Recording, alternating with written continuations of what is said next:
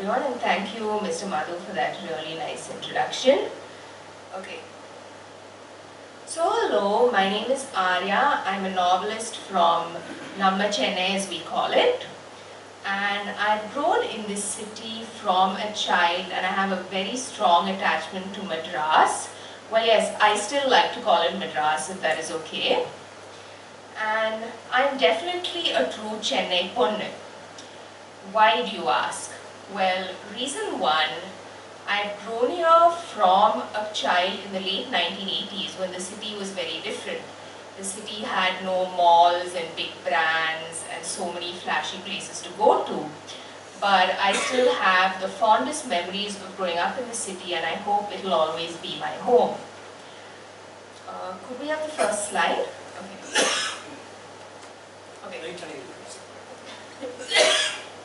Okay.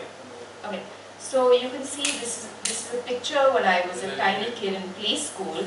Me, my brother, some of my cousins. My cousins are in the picture at, I think, one of our birthday parties. But I just remember it was so much fun growing up here. When I grew up here, Chennai was one of the smaller big cities. You know, it was smaller than Bombay and Delhi. But I just remember it was amazing to grow up here.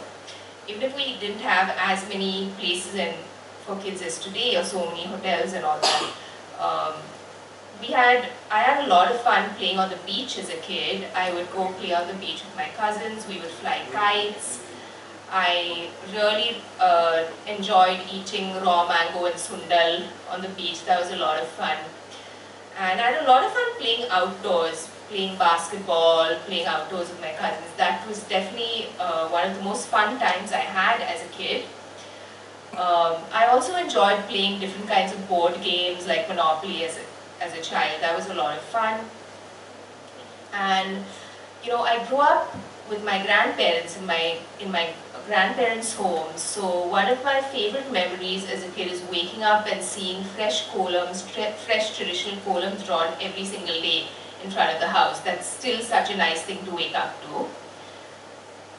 And yes, here's another funny memory from a kid. So my grandmother was all about healthy food, and my late grandmother made sure me and my brother, who grew up under a no, she made sure we had to eat like kepang kanji or oats kanji, mostly kepang kanji, every single day before school, from when we were like 8 years old until I think 13. So yeah, that is a funny memory. I remember really not liking the kanji. But you know, today I think after traveling from Paris to London to South Africa, I think my favorite comfort food is still idli and kanji, if you don't believe it, because yeah, it's healthy, it's really good. So she told us about healthy eating. Anyway, so today I'm a novelist, and yes, my first novel, as was mentioned, was about a ballerina. It was called Blood, Sweat and Tears. So this was about a ballerina who was half Russian and half Indian. And her half Indian side, it felt natural that her Indian side of the family had to be from Madras. It was very natural for me. So when I wrote the book, it was natural that she was born here. And as I wrote the book, you know, it was a fiction novel, but a part of me wanted to show off different places of the city, different places around the city. It felt like a part of me was bursting to write about Madras. In fact, I had to cut out some scenes about Madras that were, you know, showing different nice places in Madras that I had to show up, because I had to tell myself, okay, this is not really needed for the story. Remember, it's a fiction novel, not about our city. So yeah, a part of me was bursting to really show off our city, especially to people, some friends overseas who read it, because we are really an amazing city. We have that mix of tradition and modernity. You know, we're not just about the veshtis and idlis, as some people think. We also have the malls and discos and bars and everything else. So this mix of tradition and modernity is something I really like. Anyway, I only have about 20 minutes, so I can't tell you the 100 reasons I love the city. I'm going to tell you 4 reasons why I love the city the most. So the first reason is that I think the city has people who are not overly show-offy. Like, for example, people don't flaunt their wealth way too much, not as much as in Bombay and Delhi. Some of you agree? Yes. Okay. So I remember I had friends over for tea that day, and one person was like, oh my god, in Delhi they're judging you by your brand of bag and brand of shoe, and we heard all this growing up. We hear stories there of, in the north, of people during Tash parties was taking Ferraris and this and that. So yes, here I do know people who have wealth, there are people who have a lot of wealth, but there seems to be an unspoken understanding that in this city, it's good manners not to flaunt it too much. Some people flaunt it, but we flaunt it comparatively less. So that's definitely something I like about our city. The second reason why I love Chennai is that I think people here are a little more real, comparatively more real than many other cities I've been to. So when I was a teenager, my mom used to travel to the US a lot. So I've gone with her to New Jersey to these, these high society parties where you meet all the posh people of New York, New Jersey.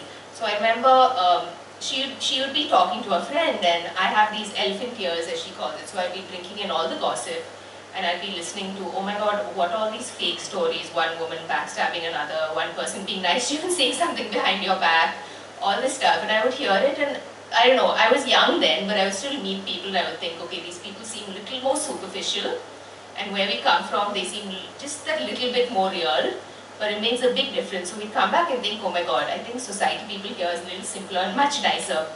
Like, yeah, regarding the author scene here, I'm an author and I'm friends with the fellow authors I know here, like Kirti Jaikumar and Judy Balan and Bibi Batra, who are all nice people. So we're all quite real and we're friends with each other. We don't have cat fights and controversies and all that. Like, I think in Bollywood we read a lot about cat fights amongst people. In Chennai, not so much, even amongst well-known people. So yes, that's the realness that I really like. Okay, number 3 is, I think our city has this amazing spirit of togetherness. One example being during the devastating Chennai floods many years ago. So I still remember that time, it's fresh in my mind. It was a very scary time because we were all stranded without proper electricity, so we were just eating biscuits and teas and whatever we could buy. We couldn't go to the ATMs as there was no current. We went to the grocery store and could only buy something. So it was a real, like a life-changing experience. But I remember, even though the city was reeling under that time, there was every single person who was going through, issues at home without proper food or electricity. Every single person was helping. So on Facebook or elsewhere, everybody was either saying they wanted to give food to somebody, they wanted to give clothes to somebody, everybody was organizing something. We saw fundraisers, like, everybody wanted to give something, regardless of how little they had. Even a poor lady I know was like, I want to give saris to people who've lost their homes. So, it was amazing how much the city came together and wanted to give. And even with the water shortage that we're just recovering from, I find like a lot of people are coming together and sharing their views on WhatsApp, like, here's where you can buy water-saving nozzles, and here's why we should all rainwater harvest. So I feel like, yes, in times like this, the city really comes together. That spirit of togetherness is amazing. And the fourth point is how eco-conscious the city is growing.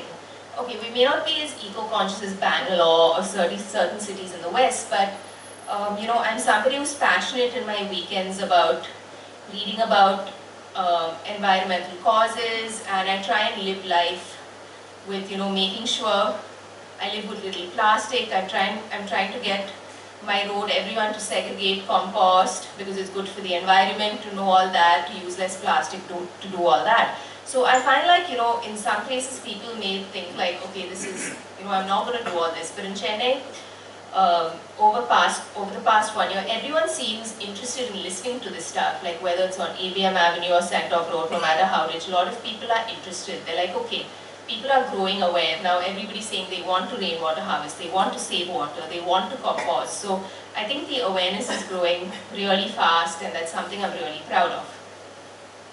So anyway, oh no, the same slide, not the next slide.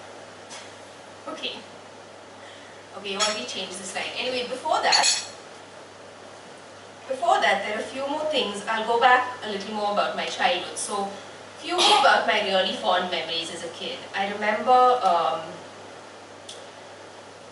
as a kid, you know, going to Diwalis and weddings, and I remember seeing relatives in colorful saris. That was an amazing memory. I remember simple things like the smell of malipoo on women's hair. That's a smell I still really love.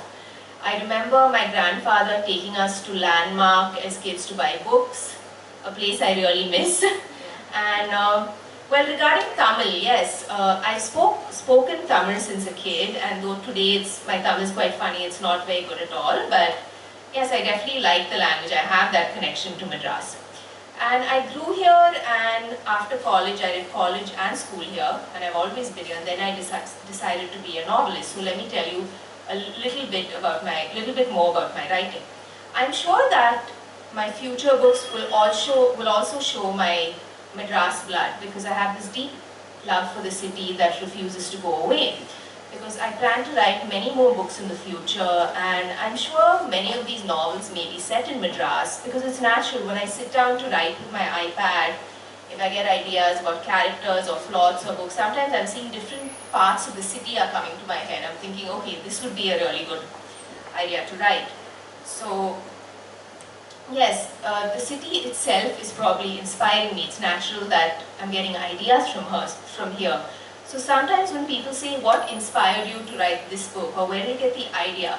You know, I can't really say. I think maybe the city is giving me ideas, because if I'm doing something really simple, like taking an early morning walk down ABM Avenue, just breathing the fresh air and listening to the greenery, I can get an idea right there.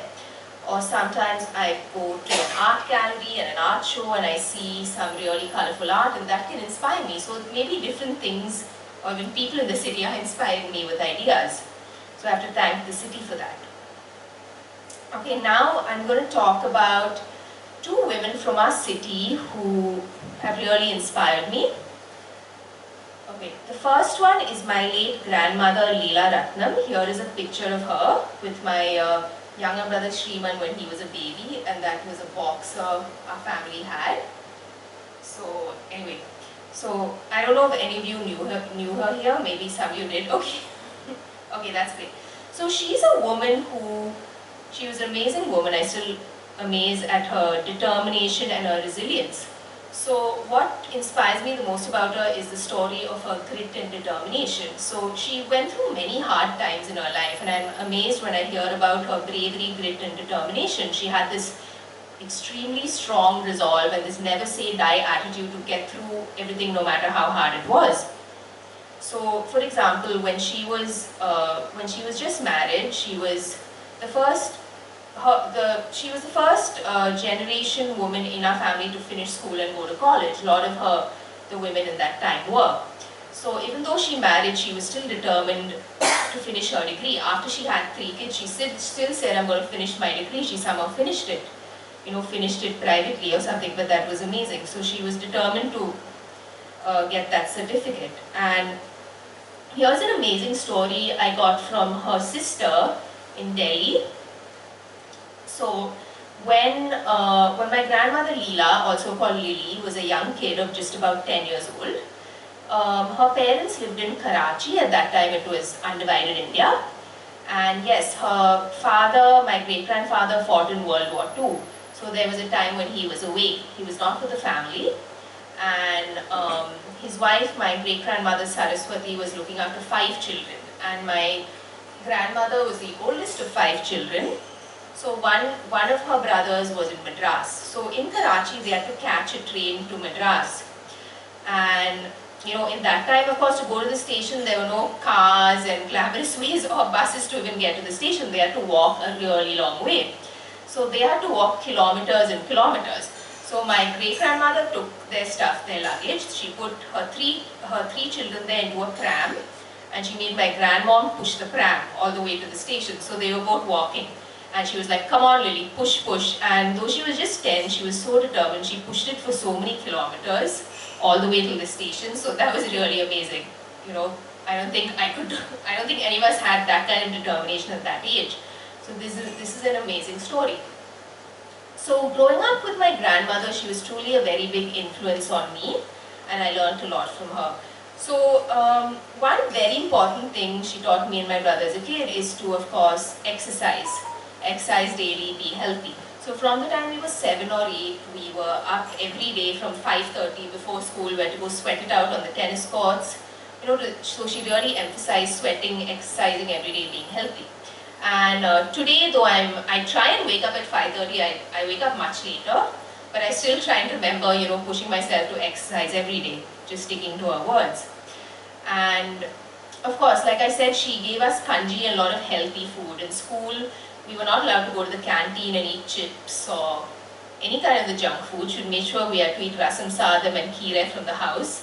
At that time, we were like, oh my god, this is so unfair. We can't eat nice food. But today, I'm really much more health conscious. Even today, I'm like, okay, no eating chips, eat healthy food. And that's something I'm really grateful that she taught me.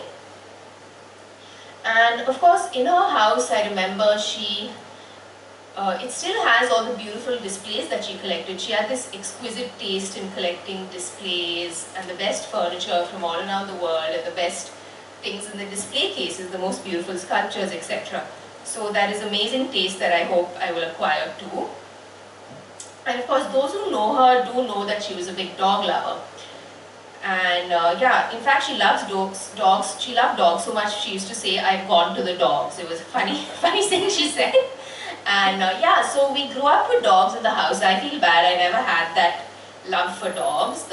When our last dog passed away, like when she was alive, she used to really look after the dogs. The most I did was pat them and pet them, and I didn't really think about them. Now I feel sad. So whenever she came home after a walk in the Madras Club, the dogs would run to her, she would feed them, she would pet them.